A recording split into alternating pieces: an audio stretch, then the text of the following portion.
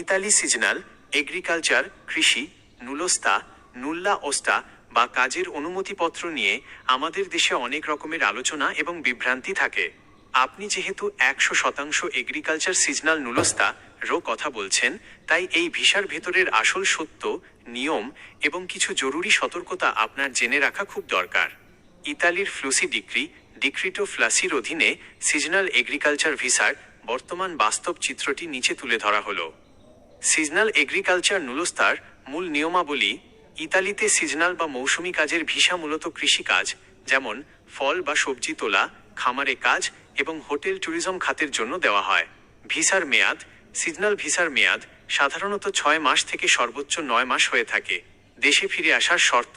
নিয়ম অনুযায়ী এই ভিসার মেয়াদ শেষ হওয়ার পর কর্মীকে অবশ্যই নিজের দেশে বাংলাদেশে ফিরে আসতে হয়। তবে কেউ যদি পরপর কয়েক বছর নিয়মিত ইতালিতে গিয়ে কাজ করে ঠিকঠাক দেশে ফিরে আসেন, পরবর্তীতে তাদের এই ভিসা নন সিজনাল বা স্থায়ী ভিসায় রূপান্তর করার সুযোগ থাকে। 100% গ্যারান্টি শব্দের পেছনের আসল সত্য। ভিসা বা নুলস্তার ক্ষেত্রে কোনো এজেন্ট বা দালাল যখন 100% গ্যারান্টি শব্দটি ব্যবহার করে, তখন অত্যন্ত সতর্ক হওয়া উচিত। কারণ ইতালির পুরো প্রক্রিয়াই সরকারি সিস্টেমের ওপর নির্ভর করে। 1. লটারি বা কোটা সিস্টেম। ইতালি সরকার প্রতি বছর নির্দিষ্ট কোটা বা সংখ্যার ভিত্তিতে নুলস্তা ইস্যু করে।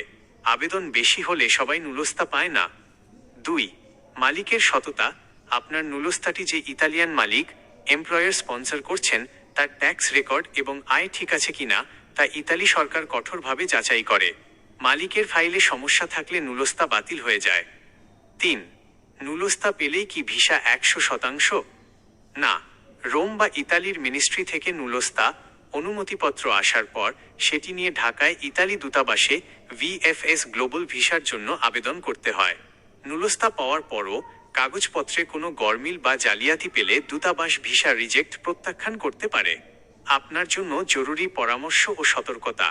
যদি কোনো এজেন্সি বা পরিচিত মাধ্যম আপনাকে এই নুলস্তা দিতে চায় বা অফার করে, তবে টাকা পয়সা লেনদেনের আগে এই পদক্ষেপগুলো অবশ্যই নিন। নুলস্তা অনলাইন ভেরিফিকেশন। আপনাকে নুলস্তার কোনো কপি বা স্ক্রিনশট দিলে সেটি আসল কিনা তা ইতালির স্বরাষ্ট্র মন্ত্রণালয়ের মিনিস্টেরো ডেল ইন্টারনো পোর্টালে কোড নম্বর দিয়ে যাচাই করে নিন। মালিকের খোঁজ নিন। যে কোম্পানি বা স্পন্সরের নামে নুলস্তা ইস্যু হয়েছে সেটি আসলেই ইতালিতে সক্রিয় কোনো কৃষি খামার কিনা তা জানার চেষ্টা করুন। বড় অঙ্কের অগ্রিম টাকা দেবেন না নুলস্তা হাতে পাওয়ার আগে, এবং সেটি পুরোপুরি যাচাই করার আগে বড় কোনো আর্থিক লেনদেন করবেন না।